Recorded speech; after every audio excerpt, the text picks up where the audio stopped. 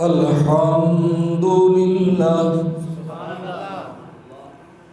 الحمد لله رب العالمين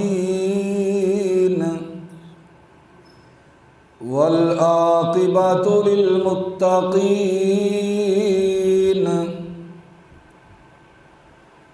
والصلاة والسلام على سيد المرسلين وعلى آله وأصحابه أجمعين أما بعد فأعوذ بالله من الشيطان الرجيم بسم الله الرحمن الرحيم ولا تقولوا لمن يقتل في سبيل الله أموات بل أحياء ولكن لا تشعرون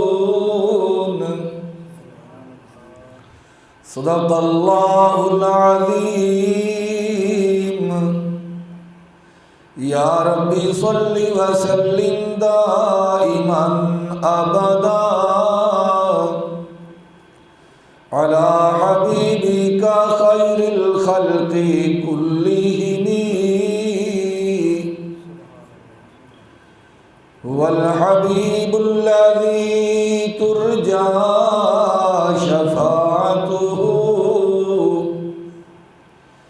لكل حول من الأحوال مقتحم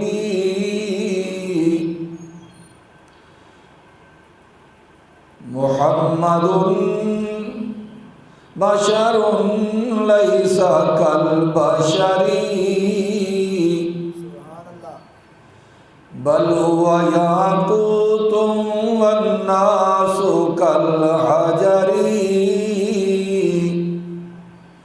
ما إن مدحت محمدا بمقالتي ولكن مدحت مقالتي بمحمد. بلند آواز سے درود پاک پڑھ لیں. اللہم صلی علی محمد وعلی آل محمد كما صليت على إبراهيم وعلى آل إبراهيم إنك حميد مجيد.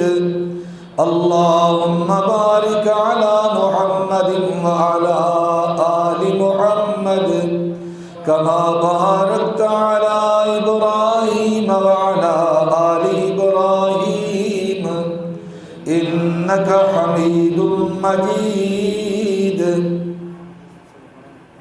قابل قدر بزرگوں، عزیز ساتھیوں، محرم الحرام کی آج 4 تاریخ ہے. گزشتہ جمعہ میں محرم الحرام کی اہمیت، فضیلت بیان کی گئی. آج کے مختصر وقت میں مراد مصطفیٰ داماد علی المرتضیٰ خلافت راشدہ کے دوسرے تاجدار جرنیل مصطفیٰ سیدنا عمر بن خطاب رضی اللہ تعالیٰ عنہ کی عظمت، آپ کی منقبت اور مختصر واقعہ شہادت بیان کیا جائے گا. دعا ہے رب ذوالجلال ہمیں بھی یاران مصطفیٰ کی طرح اپنے دین کی سربلندی کے لیے جان مال وقت تن من دن سب کچھ قربان کرنے کا جذبہ اور توفیق عطا فرمائے۔ آپ کا نام نامی اسم گرامی عمر ہے، والد ماجد کا نام خطاب ہے، نامی پشت میں امام الرسول مولا کل اور حضرت فاروق اعظم کا دادا ایک ہے، یعنی سلسلہ نسب ایک ہو جاتا ہے۔ امیر شریعت سید عطا اللہ شاہ بخاری رحمۃ اللہ علیہ سے کسی نے پوچھا، شاہ جی یہ تو بتائیں حضرت علی اور حضرت عمر میں کیا فرق ہے؟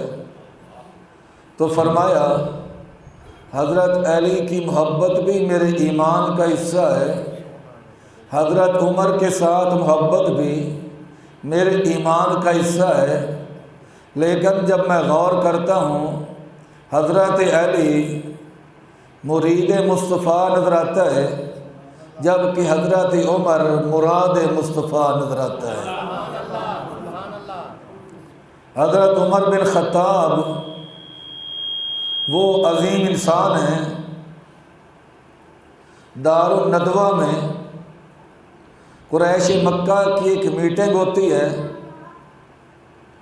کہ نعوذ باللہ آمنہ کے لال صلی اللہ علیہ وسلم کا سر قلم کر دیا جائے، ورنہ لات منات وادی یعوق نصر کے نام کے چڑھاوے دینے والا کوئی نہیں رہے گا، سب ایک اللہ کے نام کی منت منوتی نظر نیاز دینے لگیں گے۔ اور اس کام کے لیے پوچھا گیا کون تیار ہے، ہر طرف خاموشی چھائی ہوئی تھی۔ عمر بن خطاب کھڑے ہو گئے، کہنے لگے میں یہ کام سر انجام دوں گا، لیکن عمر کو کیا پتہ تھا ادھر دار الندوہ میں حضرت عمر کھڑے ہو کر کہہ رہے تھے کہ میں تلوار لے کے جاؤں گا، نعوذ باللہ آمنہ کے لال صلی اللہ علیہ وسلم کا سر قلم کر کے لاؤں گا۔ عین اسی وقت آمنہ کے لال صلی اللہ علیہ وسلم غلاف کعبہ کو پکڑ کر دعا مانگ رہے تھے، اے اللہ دو آدمی پیش کرتا ہوں، ان دو میں سے ایک دے دے، مولا تیرا کرم ہوگا، تیری مرضی، تو عمر بن ہشام یعنی ابو جہل دے دے، اللہ تیری مرضی، تو خطاب کا بیٹا عمر دے دے۔ اتفاق دیکھو ادھر پروگرام بن رہا ہے محبوب کو شہید کرنے کا، عین اسی وقت محبوب غلاف کعبہ کو پکڑ کر اللہ سے عمر بن خطاب کو مانگ رہے ہیں۔ خالق کائنات نے فرمایا میرے حبیب پریشان ہونے کی ضرورت نہیں، یہی وہ مقام ہے جس مقام پہ کھڑے ہو کر ایک دن ابراہیم خلیل اللہ نے کہا تھا ربنا وبعث فیہم رسولا، اے اللہ بیت اللہ میں نے بنا دیا، رسول اللہ آپ عطا فرما دیں۔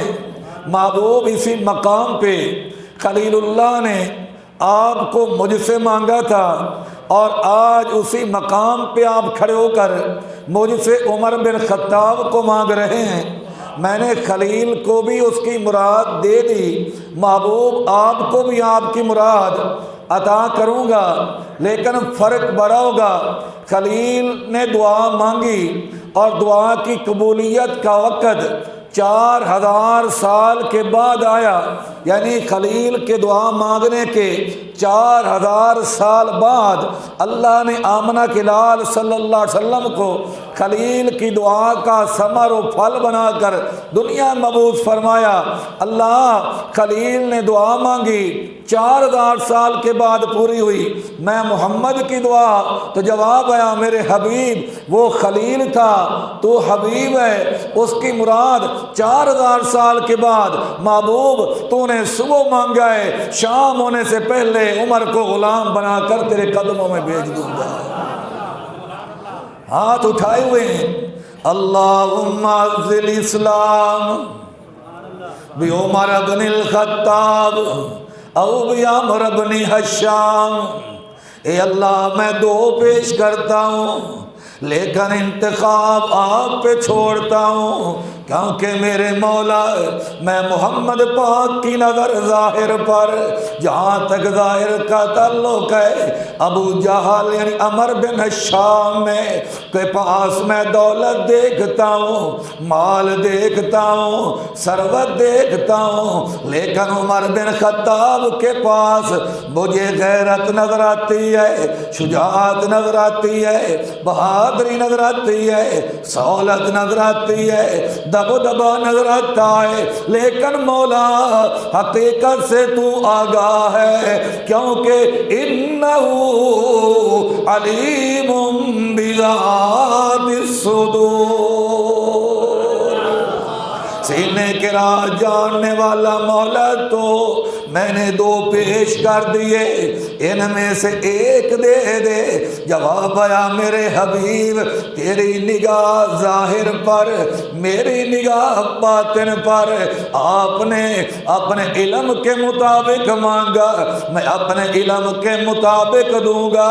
حبیب آپ نے دو میں سے ایک مانگا، میں وہ عطا کروں گا کہ اگر آپ پر میں نے نبوت کا دروازہ بند نہ کرنا ہوتا، آپ پر میں نے نبوت کا دروازہ بند کیا نہ ہوتا، قسم ہے مجھے کائنات کا رب ہونے کی، آپ کے بعد اگر کسی کے سر پہ تاج نبوت رکھتا تو عمر بن خطاب ہوتا۔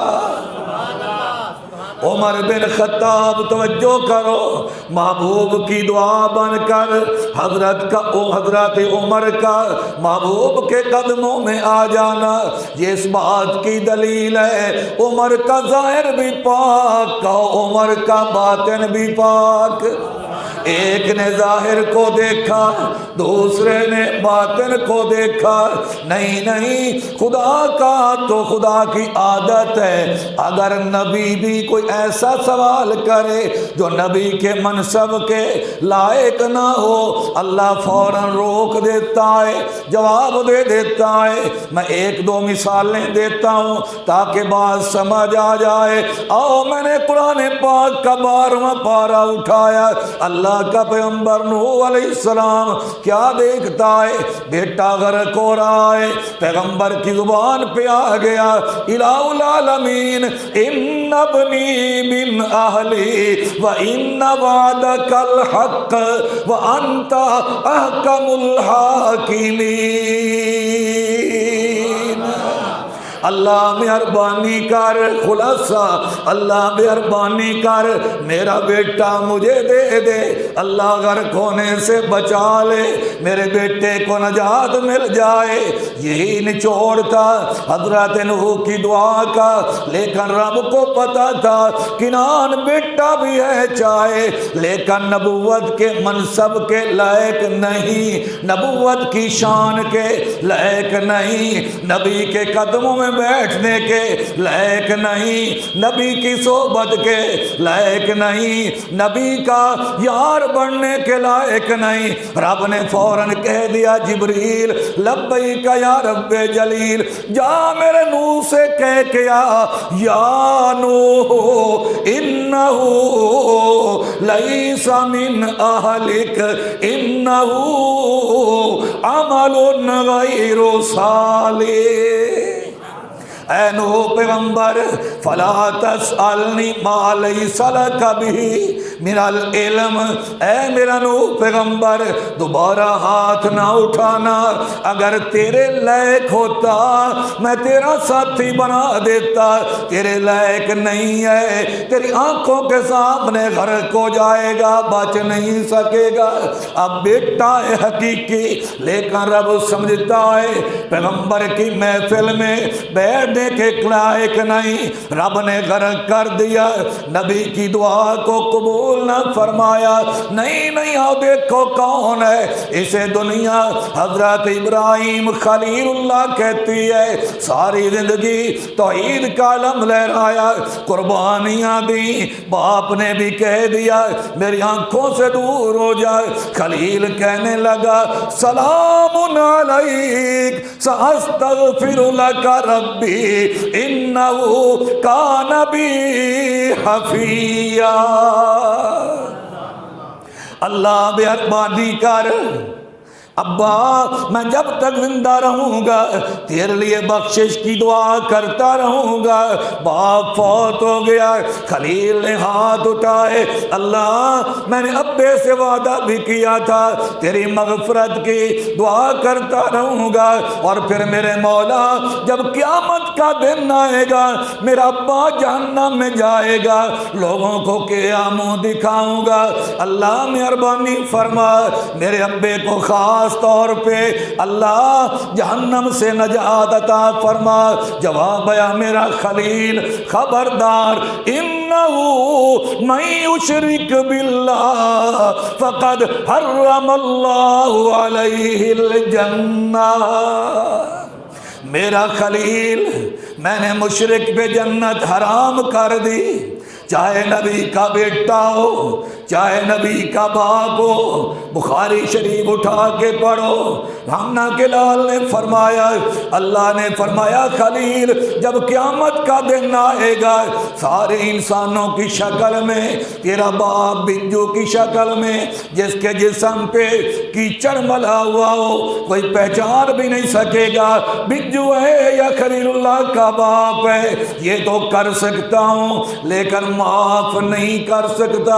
نوح نے میں اپنے انداز میں کہوں، حضرت نوح نے بیٹا مانگا، رب نے جواب دے دیا، حضرت ابراہیم نے ابا مانگا، رب نے جواب دے دیا۔ نہیں نہیں، آگے چلتے ہیں، آؤ دیکھو نا ابو طالب کا آخری وقت ہے، آمنہ کے لال آ گئے، چچا میرے کان میں کلمہ پڑھ لے، میں دن قیامت کے اللہ سے جھگڑا کر کے جنت لے جاؤں گا۔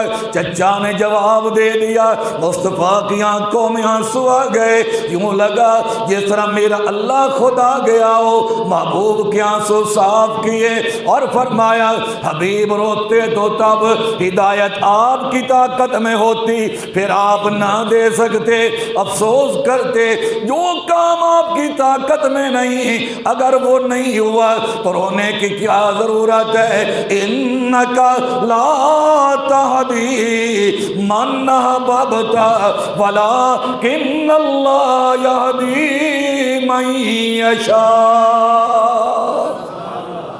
اب نچوڑ نکالیں، نچوڑ کیا نکلا، مسئلہ کیا سمجھ آیا؟ بیٹا باپ کے محفل میں بیٹھنے کے قابل نہیں، اللہ نے بیٹے کو دور کر دیا، پیغمبر کے قریب نہیں آنے دیا، باپ بیٹے کی محفل میں بیٹھنے کے لائق نہیں، اللہ نے خلیل سے باپ کو دور کر دیا، خلیل کی نامانی، چچا جنت میں جانے کے لائق نہیں، اللہ نے مصطفیٰ کو تسلیاں دے دی، نہ رو اسے کلمہ نہیں ملے گا۔ دوستو اگر عمر بن خطاب بھی مصطفیٰ کی صحبت کے لائق نہ ہوتا، مصطفیٰ کی مجلس کے لائق نہ ہوتا، ہوتا، مصطفیٰ کا سسر بننے کے لائق نہ ہوتا، داماد علی المرتضیٰ بننے کے لائق نہ ہوتا، مراد مصطفیٰ بننے کے لائق نہ ہوتا، تو کبھی جب مصطفیٰ نے کہا تھا اللہم عزل اسلام، اللہ اگر اسلام کو عزت دینا چاہتا ہے یا عمر دے یا عمر دے، اگر لائق نہ ہوتا اللہ ابو جہل کو دھتکارتا نہ، عمر کو غلام بنا کر مصطفیٰ کے دامن سے وابستہ نہ کرتا۔ ایک دھتکارنے کے لائق تھا، ایک اس لائق تھا کہ مصطفیٰ سے دور کر دیا جائے، دور کر دیا گیا۔ ایک اس لائق تھا کہ مصطفیٰ کا یار بنا دیا جائے، مصطفیٰ کے قدموں میں بھیج دیا۔ توجہ کرو، ننگی تلوار لے کر چلا، لیکن آخر کلمہ پڑ گیا۔ کسی نے پوچھا عمر کیا بنی؟ جواب دیا یار کیا کریں، سودا کے لیے بازار گئے ہم، ہاتھ اس کے بکے جس کے خریدار گئے ہم۔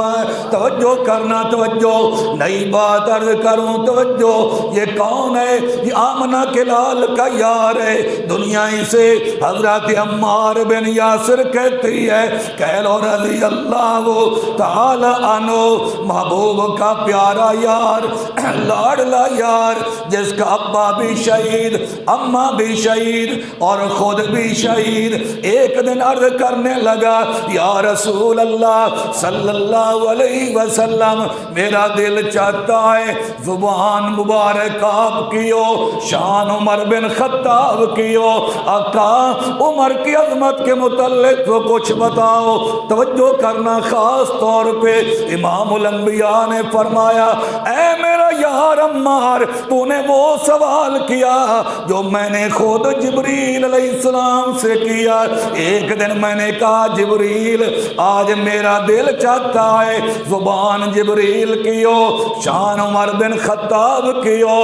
حضرت جبریل بولے یا رسول اللہ صلی اللہ علیہ وسلم، آپ کا یار عمر اتنی عظمت والا، اتنے مقام والا، اتنی شان والا، اتنے رتبے والا، اگر میں 950 سال نہیں 1000 سال جتنی حضرت نوح علیہ السلام کی عمر ہے، اگر میں اتنے سال بھی حضرت عمر بن خطاب کی تعریف بیان کرتا رہوں 10,000 سال مکمل ہو سکتے ہیں، 1000 سال مکمل ہو سکتا ہے۔ عمر بن خطاب کی تعریف ختم نہیں ہو سکتی۔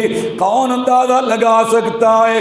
1 سال نہیں، 2 سال نہیں، 7 سال نہیں، 8 سال نہیں، پورے 1000 سال شان عمر کی ہو، زبان جبریل کی ہو۔ جبریل کہتے آقا تیرے یار عمر کی شان بیان نہیں ہو سکتی۔ توجہ کرو، توجہ کرنا، بات ضائع نہ کرنا۔ یہ کون ہے؟ اسے دنیا علامہ ابن حجر اسقلانی کہتی ہے، کہہ رحمت اللہ علیہ کتاب لکھ دی سوائے کے مہر کا، اس کے اندر لکھتے ہیں، فرمانے لگے اللہ کے پیغمبر نوح تشریف لائے، 950 سال تبلیغ کی، چند آدمیوں نے کلمہ پڑھا، باقی نہ مانے۔ نوح نے ہاتھ اٹھائے، رب لا تذر علی الارض من الکافرین دیارا، اللہ کسی کو نہ چھوڑ۔ جواب آ گیا میرے نوح پھر کشتی تیار کرو، جب پانی اوپر سے برسے نیچے سے نکلے مومنوں کو سوار کر لینا، باقی غرق ہو جائیں گے۔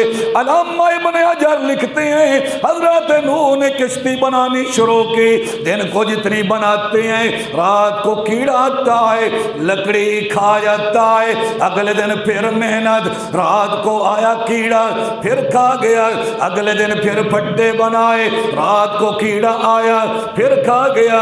اللہ کے دربار میں عرض کیا الہ العالمین، بنانے والا تیرا بندہ ہوں، کھانے والی بھی تیری مخلوق ہے، اللہ اگر اسی طرح کیڑا کھاتا رہا کشتی کب تیار ہوگی؟ اللہ مہربانی کر میری کشتی کی حفاظت فرما کیڑے سے۔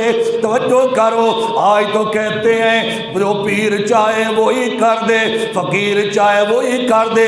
اللہ کا پیغمبر ہے، اولو العزم پیغمبر ہے، آدم ثانی ہے، نجی اللہ کا لقب پانے والا ہے، لیکن کشتی کی لکڑی کیڑے سے نہ بچا سکا تو پتہ چلا بچانے والا کون ہے؟ سارے مل کے کہو بچانے والا۔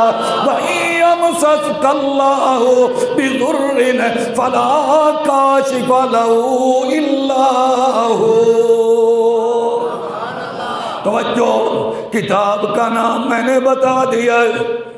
علامہ ابن حجر لکھتے ہیں حضرت نوح نے درخواست کر دی، اللہ کیڑے سے کشتی بچا۔ جواب آ گیا، میرا نوح پیغمبر میری مخلوق میں سے جو 5 اکابرین ہیں ان کا نام کشتی پہ لکھ دے، کشتی پہ لکھ دے۔ کشتی کو کیڑا نہیں کھائے گا، قریب بھی نہیں آئے گا۔ اب اللہ کے پیغمبر نے دعا کی، الہ العالمین مخلوق میں سے 5 اکابر کون ہیں؟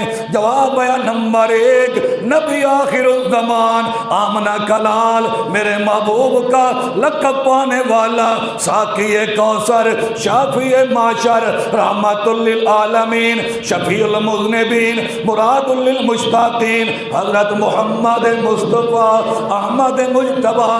کشتی پہ لکھ دے محمد الرسول اللہ، اللہ لکھ دیا۔ اور کس کا نام؟ فرمایا پہلے یار کا نام لکھ دے ابوبکر صدیق، اللہ 2 لکھ دیے۔ فرمایا تیسرا بھی لکھ دے عمر بن الخطاب، اللہ 3 ہو گئے۔ فرمایا چوتھا بھی لکھ دے عثمان بن عفان، اللہ 4 ہو گئے۔ فرمایا 5واں بھی لکھ دے علی المرتضی، یہ 5 نام تو لکھ دے۔ کیڑے سے کشتی کی حفاظت میں ان ناموں کی برکت سے خود خدا کروں گا۔ توجہ کرو میرے بھائیو، آئے نہیں، آپ کہیں گے تمہیں کیسے پتا چلا؟ ابھی تو آئی نہیں، آمنہ کے لال ہی نہیں آئے، صدیق کہاں سے آئے گا؟ آمنہ کے لال ہی نہیں آئے، عمر کی بات کہاں؟ میں نے کہا اگر قرآن پڑھو سب سمجھ آئے گا۔ ذالک مثلہم فی التوراۃ ومثلہم فی الانجیل۔ آئے نہیں تذکرہ تورات کے اندر، آئے نہیں تذکرہ انجیل کے اندر۔ پھر بات آئی تو توجہ کرنا، وہ وقت بھی آیا عمر بن خطاب نے ابو عبیدہ بن جراح کو سپہ سالار بنا کر صحابہ کی فوج دے کے بھیج دیا، جاؤ بیت المقدس کی آزادی کی لڑائی لڑو، جہاد کرو۔ ابو عبیدہ بن جراح آ گئے، وہاں تو مضبوط قلعے ہیں، لوگ قلعوں میں بند ہوگا، عیسائی 6-7 ماہ کا راشن بھی ساتھ ہے، قلعوں میں بند ہیں۔ ابو عبیدہ بن جراح نے باہر محاصرہ کیا ہوا ہے، پورا 1 مہینہ گزر گیا، اندر سے وہ باہر نہیں آئے، اندر جا نہیں سکتے، مضبوط قلعے ہیں۔ آخر پادریوں نے پیغام بھیجا، ابو عبیدہ تو قیامت کی صبح تک بھی محاصرے کرتا رہے، فتح نہیں کر سکتا۔ ہم نے تورات و انجیل میں پڑھا ہے بیت المقدس کا جو پہلا فاتح ہوگا اس کا نام عمر بن خطاب ہوگا۔ اگر بیت المقدس کو بغیر لڑائی کے فتح کرنا چاہتا ہے کوئی تو عمر بن خطاب ہے۔ حضرت ابو عبیدہ بڑے خوش ہو گئے کہ ہم عمر کے حکم سے آئے ہیں۔ پادر کا نانا وہ خود تشریف لائیں، خط لکھ دیا۔ حضرت عمر توجہ کرنا، مسجد نبوی میں تشریف فرمائیں، اعلان کر دیا محمد کے یارو وفادارو، جانثارو، دلدارو، منٹھارو، کل میں جا رہا ہوں بیت المقدس کی آزادی کے لیے، دعا کرنا۔ صبح کا وقت آیا، اما عائشہ صدیقہ کے پاس آئے اجازت لینے کے لیے، دعا کرانے کے لیے۔ مومنوں کی ماں نے دیکھا عمر بن خطاب کے کپڑے میلے، 70 پیوند لگے ہوئے، کپڑے کی ٹاکیاں نہیں، چمڑے کی ٹاکیاں لگی ہوئی۔ مومنوں کی ماں نے کہا عمر جاؤ ضرور، لیکن کپڑے بدل کے جاؤ، نیا سوٹ پہن کے جاؤ۔ اے لوگو، امیر المومنین تو ایسا وقت کا حکمران ہے، 25-26 لاکھ مربع میل کا حکمران ہے، لیکن گھر میں ایک ہی سوٹ ہے جو پہنتے ہیں۔ مصطفیٰ کے یاروں سے کہا یارو اماں کا آرڈر ہے، لیکن میرے پاس کوئی نیا جوڑا نہیں ہے، اگر کسی کے پاس ہو تو دے دے، واپس آ کے واپس کر دوں گا۔ جوڑا مل گیا، کپڑے پہن لیے، جب چلنے لگے فوراً اتر آئے، کہنے لگے یار نہیں، لطف نہیں آ رہا، یہ کپڑے لے جاؤ، میرے کپڑے واپس لے آؤ۔ ان میں پسینہ جذب ہو جاتا ہے، سواری پہ سوار ہیں، غلام مار پکڑ کے جا رہا ہے، کچھ منزل چلے، فرمایا نیچے اتر آئے، خادم سمجھا، غلام سمجھا قضائے حاجت کے لیے اترے ہوں گے، فرمایا تو سوار ہو جا۔ غلام رو پڑا، آپ آقا ہیں، میں غلام ہوں، آپ مالک ہیں، میں مملوک ہوں، مجھے رسوا نہ کیجئے، دنیا کیا کہے گی۔ غلام سوار ہے، آقا پیدل ہے، حضرت ایسا نہ کرو۔ فرمایا آج تک نہیں ہوا، لیکن آج کے بعد ایسا ہی ہوگا، تو سوار ہوگا، میں پیدل چلوں گا، تاکہ دنیا کو پتہ چل جائے زمین اوپر جا سکتی ہے، آسمان نیچے آ سکتا ہے، چاند تارے تے نور ہو سکتے ہیں۔ عمر کے عدل و انصاف پہ کوئی بدبخت انگلی کھڑی نہیں کر سکتا۔ توجہ، جا رہے ہیں، کبھی غلام سوار، کبھی آقا سوار، کبھی دونوں پیدل، تاکہ اونٹ سستا لے، اس طرح چل رہے ہیں۔ جب آخری منزل آئی، آقا کی باری پیدل چلنے کی، سوار کی، غلام کی باری سوار ہونے کی۔ غلام نے ہاتھ باندھ دیے، حضرت مہربانی کرو، آپ سوار ہو جاؤ، میں پیدل چلتا ہوں۔ فرمایا تو پیدل چل لے گا، میں سوار ہو جاؤں گا، لیکن دل قیامت کے حوض کوثر پہ محبوب نے پوچھ لیا عمر تو غلام کی باری پہ سوار ہو گیا تھا، میں آمنہ کے لال کو کیا جواب دوں گا؟ تو ہی سوار ہوگا۔ توجہ کرو، بیت المقدس قریب ہے، آگے آگے عمر بن خطاب، نقشہ دکھا دیتا ہوں، ذرا توجہ کرو۔ عمر بن خطاب، لمبا قد، داڑھی، ہاں مونچھیں، ہاں دیکھو نہ ذرا چہرے پہ روب و دبدبا، آواز میں جو روب، اتنا روایات میں آتا ہے۔ ایک دن حجام کے پاس گئے، حجامت بنوا رہے ہیں، کھانسی جو آئی، بس کھانسی لی ہے، کھانسی میں اتنا دبدبا روب تھا، حجام گرا، بے ہوش ہو گیا، اٹھایا، پانی پلایا، ڈرنا میں بھی اللہ کے بندوں میں سے ایک بندہ ہوں، کھانسی آ گئی تھی۔ یہ واقعات ایک الگ عنوان ہے، پھر کبھی عرض کروں گا۔ آگے آگے جا رہے ہیں، ہاتھ میں اونٹ کی مہار ہے، ایسی جگہ آ گئی، ایک روایت میں آتا ہے آگے نہر آ گئی، ایک روایت میں آتا ہے نہر نہیں، سمندر کی حدود آ گئی، چکڑ ہے، پھسلاہٹ ہے، زمین میں پاؤں دھنس جاتا ہے، لیکن سوار ہے غلام، آقا جو مہار پکڑے جا رہا ہے، پاؤں دھنس گیا، جوتا ٹوٹ گیا۔ اب نقشہ دیکھو، غلام سوار ہے، آقا کے ہاتھ میں مہار ہے، جوتا ٹوٹ گیا، ایک ہاتھ میں مہار ہے، ایک ہاتھ میں ٹوٹا ہوا جوتا ہے، جا رہا ہے۔ ابو عبیدہ کو پتہ چلا، امیر المومنین تشریف لے آئے، آگے ابو عبیدہ استقبال کے لیے الفاظ ابو عبیدہ کے علامہ ابن حجر کو پڑھو، اور ابو عبیدہ کہتے ہیں امیر المومنین چاہے آپ برائی منائیں، مجھے آپ کی یہ حالت اچھی نہیں لگتی، مجھے پسند نہیں ہے۔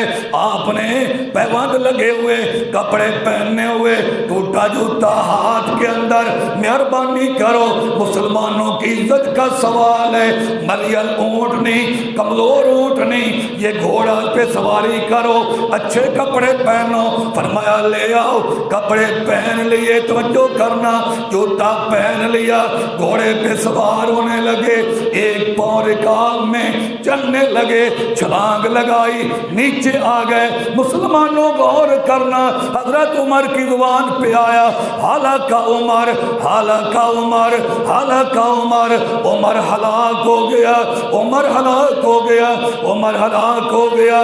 نیچے آ گئے، میرے وہی کپڑے لے آؤ، وہی پرانے کپڑے پہنے، وہ ایک جوتا ہاتھ میں، ایک پہنا ہوا، بہار پکڑے جا رہا ہے۔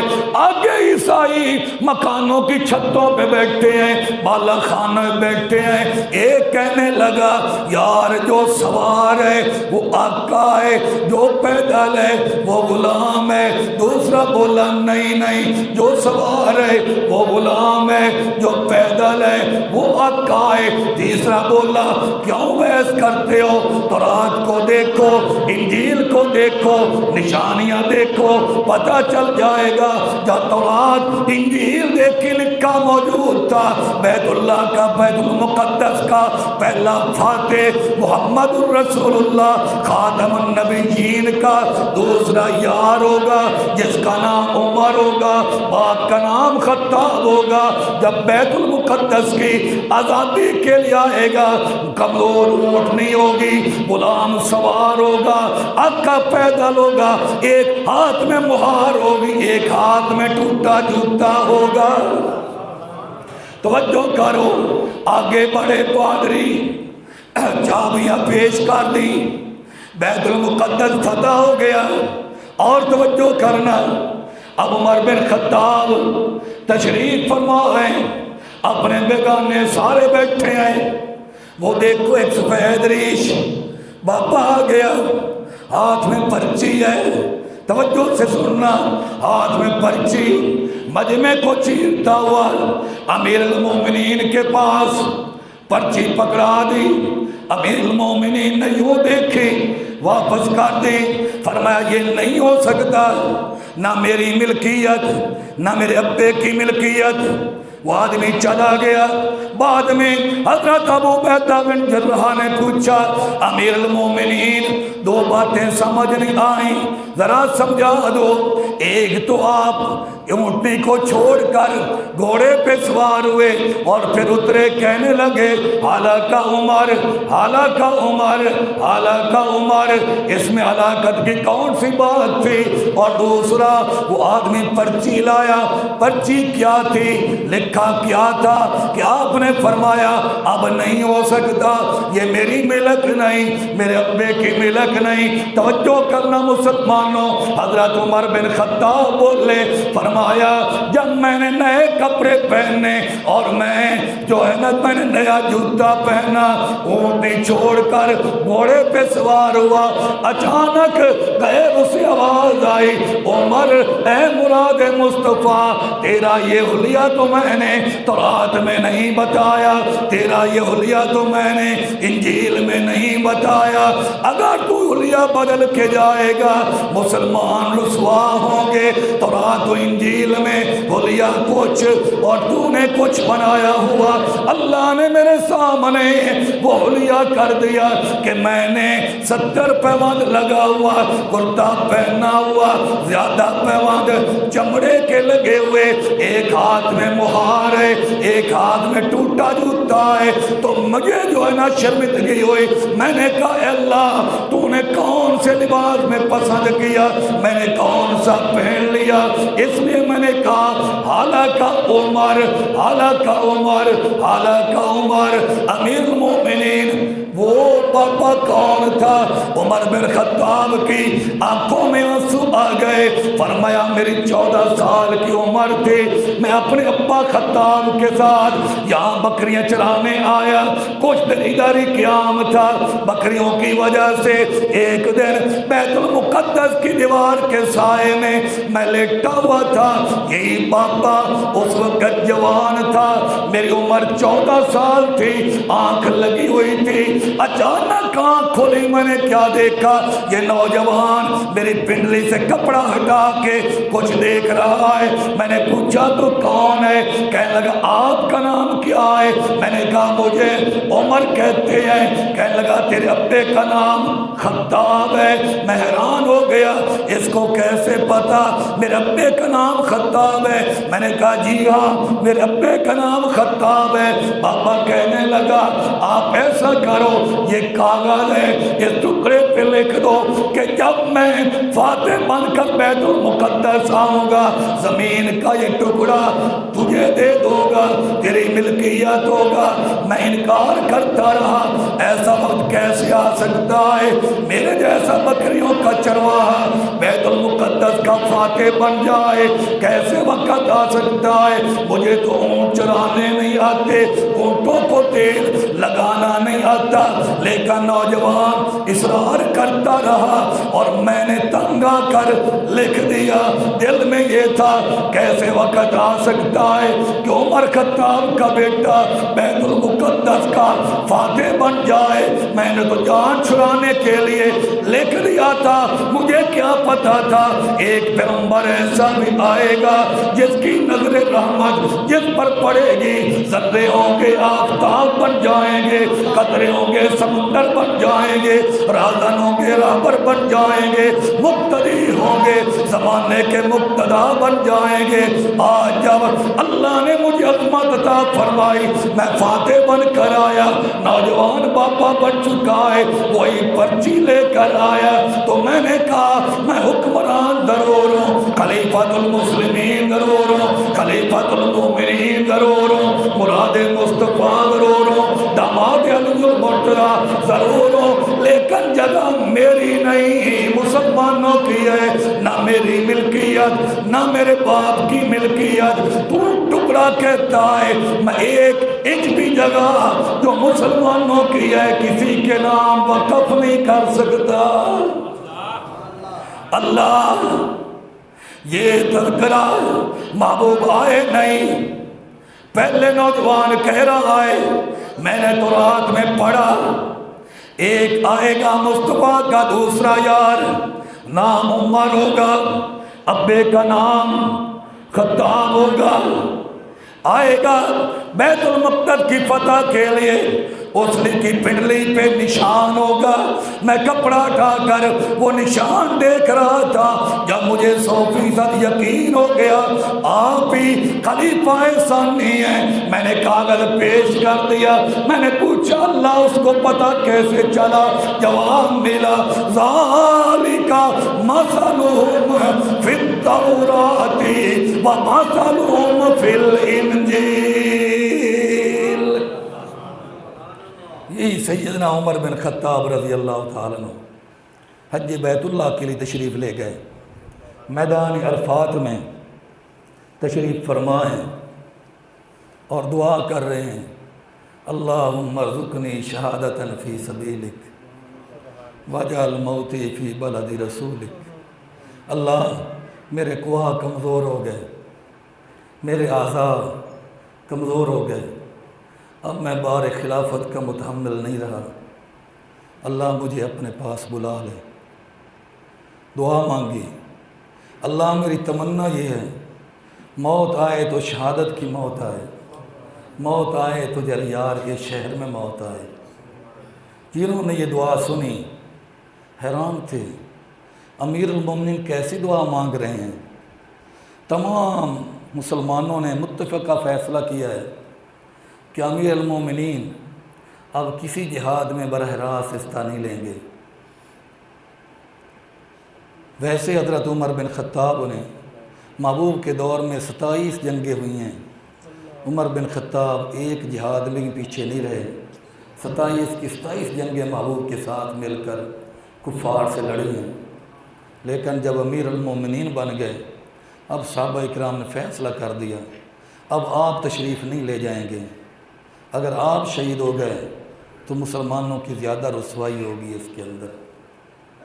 صحابہ حیران ہیں کہ باہر جانے پہ پابندی ہے، جہاد کے لیے نہیں جا سکتے، اور ادھر اللہ نے فرما دیا کافر مدینہ میں نہیں آ سکتے۔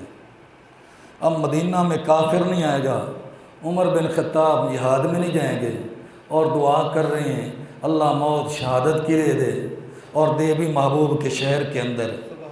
فرش والے حیران تھے، عرش والا مزے لے کر کہہ رہا تھا عمر میں نے تیری دونوں دعائیں قبول کر لی، موت بھی شہادت کی دوں گا اور دوں گا بھی محبوب کے شہر کے اندر۔ تو نے مدینہ کی موت مانگی ہے عمر، خدا نہ کہنا جو تجھے روضہ مصطفیٰ میں نہ سناؤں، میں تجھے روضہ مصطفیٰ میں سناؤں گا۔ حج بیت اللہ سے فارغ ہو کر واپس آئے گھر، رات کو خواب دیکھا ایک بہت بڑا مرغ ہے، اس نے 3 چونچیں ماری حضرت عمر بن خطاب کو، زخمی ہوئے خواب میں۔ صبح اٹھے اپنی بیٹی سیدہ حفصہ رضی اللہ تعالیٰ عنہ کے پاس چلے گئے، جو بیٹی عمر کی تھی اور زوجہ آمنہ کے لال حضرت محمد مصطفیٰ صلی اللہ علیہ وسلم کی تھی، یعنی آمنہ کے لال داماد تھے، حضرت عمر بن خطاب سسر تھے۔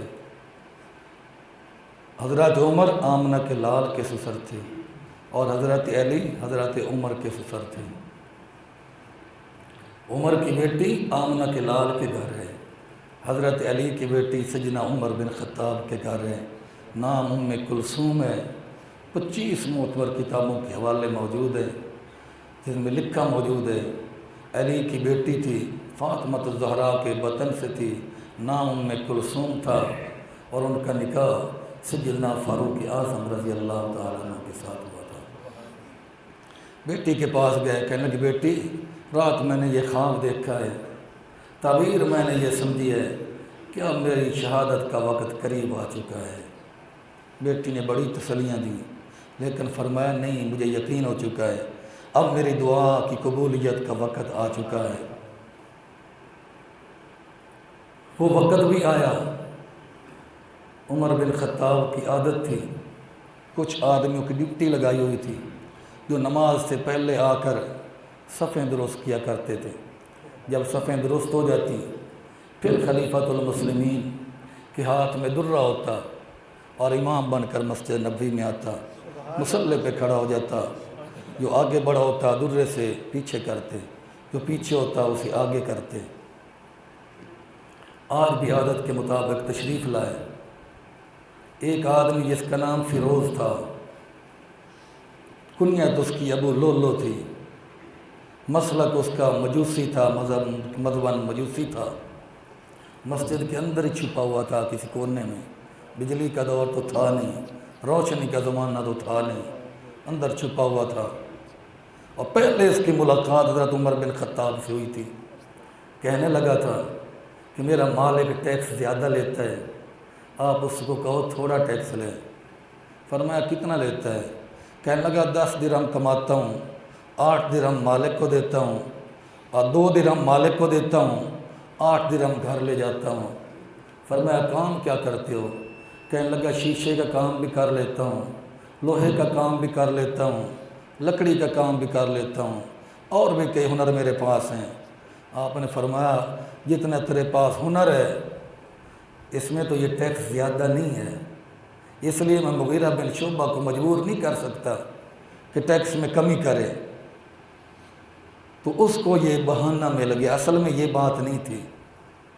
اصل میں جب ایران فتح ہوا، شہنشاہ ایران قتل ہوا، جس کا نام عربی میں یزدجرد اور فارسی میں یزدگر ہے، جب قتل ہوا اور ایران کا تختہ الٹا، اسلام کا جھنڈا لہرایا گیا ایران پہ، اس وقت سے وہ لوگ انتقام لینے کے پیچھے پڑے ہوئے تھے کہ انتقام لیں، اور ان لوگوں نے ابو لولو فیروز مجوسی کو خریدا تھا حضرت عمر بن خطاب کو شہید کرنے کے لیے۔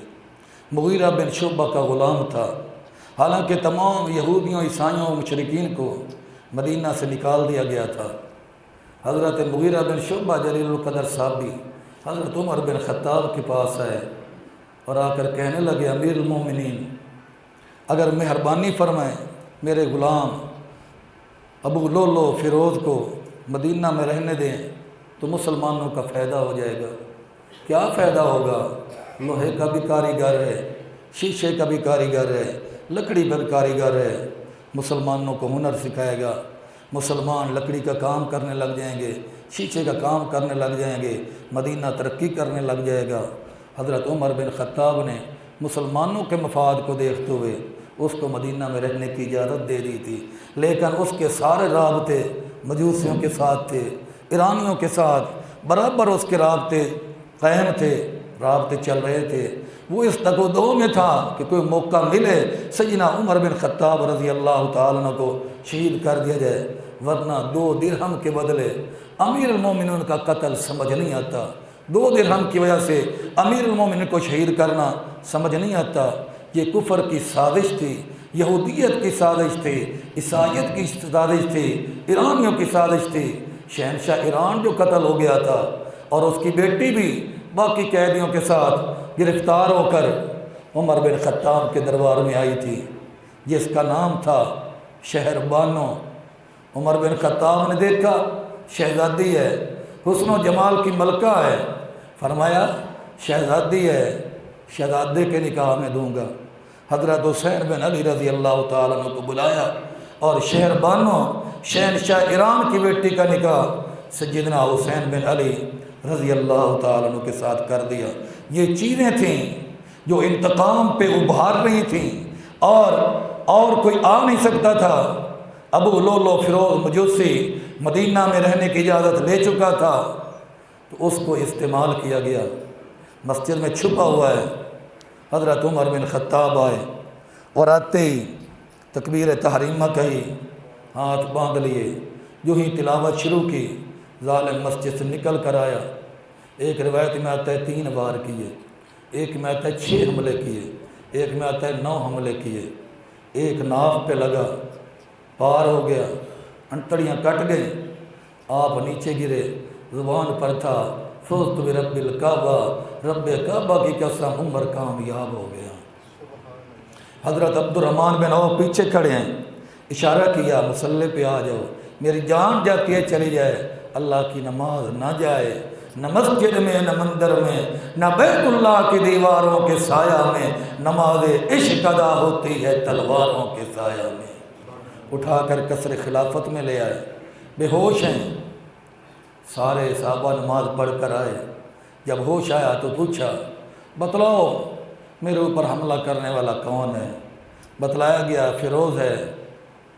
آپ نے فرمایا الحمدللہ، میرے خون سے کسی مسلمان کے ہاتھ رنگین نہیں ہوئے، ایسے آدمی نے میرے اوپر حملہ کیا ہے جس کے نامہ اعمال میں ایک بھی سجدہ نہیں ہے کہ قیامت کے دن وہ سجدے کے بلبوتے پہ اللہ کے دربار میں مجھ سے جھگڑا کر سکے۔ الحمدللہ الحمدللہ، اللہ کا بڑا شکر ہے کہ میرے اوپر کسی نے حملہ بھی کیا تو غیر مسلم نے حملہ کیا، مسلمان نے حملہ نہیں کیا۔ اور پھر حکیم بلائے گئے، طبیب بلائے گئے، دوائی پلاتے ہیں، زخموں کے راستہ سے نکل جاتی ہے۔ فرمایا دوائی کا وقت ختم ہو چکا ہے، اب دوا نہ دی جائے، اب میرے لیے دعا کی جائے، میں اپنے رب کے پاس جانے والا ہوں۔ بیٹے کو بلایا عبداللہ، جی ابا جان، جاؤ مومنوں کی ماں اماں عائشہ صدیقہ کے پاس، اسے کہو عمر موت و حیات کی کشمکش میں ہے، اس کی تمنا ہے کہ روضہ رسول میں مجھے دفن کی جگہ مل جائے۔ جب عبداللہ بن عمر پہنچے تو حضرت عمر کے زخمی ہونے کی اطلاع پہلے پہنچ چکی تھی۔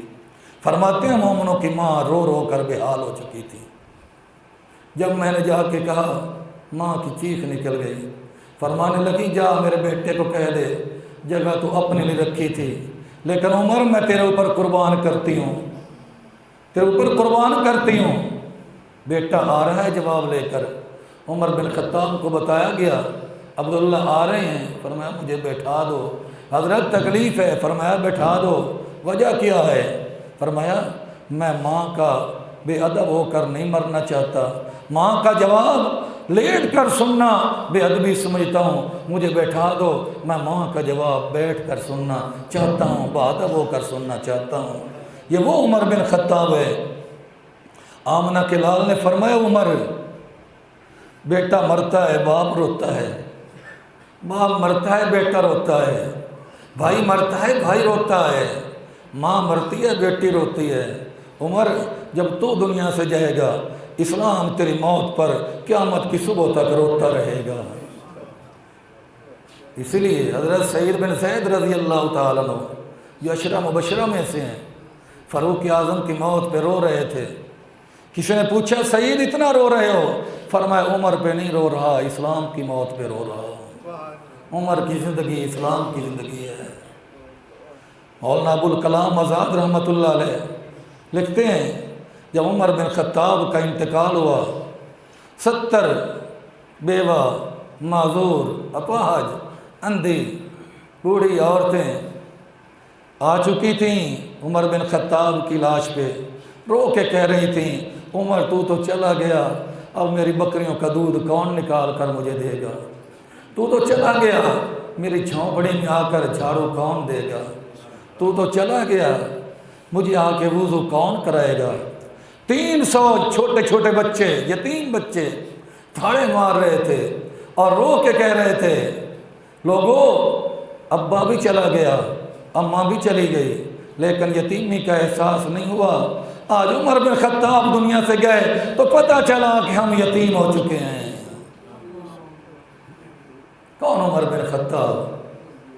جنہوں نے اپنے دور خلافت میں 9000 مساجد تعمیر کروائیں، 4000 جامع مسجد تعمیر کروائیں، جنہوں نے اپنے دور خلافت میں 1 سال کی رپورٹ مانگی، جو مختلف جو مکتب مدرسے بنائے ہیں ان کی کارکردگی کیا ہے، تو جب رپورٹ آئی موجود تھا کہ 1 سال میں 17000 صحابہ کرام اور خاندان مصطفیٰ کے بچوں نے قرآن پاک حفظ کیا ہے۔ 1 سال کے اندر 2 لاکھ قرآن پاک کے نسخے لکھوا کر عمر بن خطاب نے پوری دنیا کے اندر تقسیم کروائے۔ دنیا سے جانے کا آخری وقت آیا، فرمایا حضرت علی، حضرت عثمان، حضرت طلحہ، حضرت زبیر، عبد الرحمن بن عوف، سعد بن ابی وقاص، 6 آدمیوں کے نام تمہیں دے کے جا رہا ہوں۔ میرے جانے کے بعد باہمی مشورہ کر لینا، مشورہ جس کا نام طے پائے اسی کو اپنا خلیفہ منتخب کر لینا۔ 6 آدمیوں کے نام دے کے چلے گئے۔ بعد میں جب باہمی مشورہ ہوا تو حضرت عثمان بن عفان کا نام نکلا۔ مسلمانوں نے متفقہ طور پہ حضرت عثمان بن عفان کے ہاتھ میں بیعت کر لی۔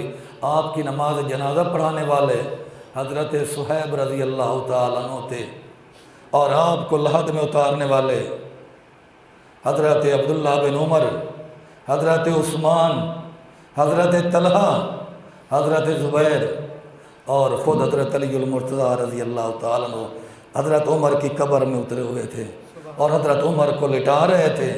اور یہ بھی لکھا ہے کتابوں کے اندر، جب عمر بن خطاب شہید ہوئے ایک آدمی کو دیکھا چہرے پہ نقاب ڈالے ہوئے ہے، لوگوں کو چیرتے ہوئے آ رہا ہے، عمر بن خطاب کے چہرے سے چادر ہٹائی اور کہہ رہا کہ تیرا جینا بھی مبارک ہے، تیرا مرنا بھی مبارک ہے، کوئی ایسا آدمی اب نہیں رہا جس کا نامہ اعمال عمر تیرے جیسا ہو۔ صحابہ کہتے ہیں ہم حیران تھے کون ہے، جب چہرے سے نقاب اٹھا کر دیکھا تو وہ شیر خدا حضرت علی المرتضیٰ تھے۔ اب پہنچی وہیں پہ خاک جہاں کا خمیر تھا۔ قیامت کا دن آئے گا، کوئی غاروں سے نکلے گا، کوئی پہاڑوں سے نکلے گا، کوئی دریاؤں سمندروں سے نکلے گا، کوئی قبروں سے نکل گا۔ عمر تیری عظمت پہ قربان جاؤں، جب عمر کی باری آئے گی عمر روضہ مصطفیٰ سے نکلے گا۔ وہ منظر کیسا ہوگا؟ ایک دن محبوب کے ایک طرف صدیق اکبر ہیں، ایک طرف فاروق اعظم ہیں، ہاتھوں میں ہاتھ ڈالے ہوئے ہیں، مسجد نبوی میں تشریف لے آئے، صحابہ کرام کا مجمع ہے، محبوب نے دونوں کے ہاتھ بلند کیے، فرمایا ہاکذا نبعث یوم القیامہ۔ لوگوں جو نقشہ آج دیکھ رہے ہو روضہ رسول اللہ سے، جب قیامت کے دن ہم اٹھیں گے نقشہ یہی ہوگا، ایک طرف صدیق ہوگا، ایک طرف عمر ہوگا، درمیان میں ختم نبوت کا تاجدار ہوگا۔ وما علینا الا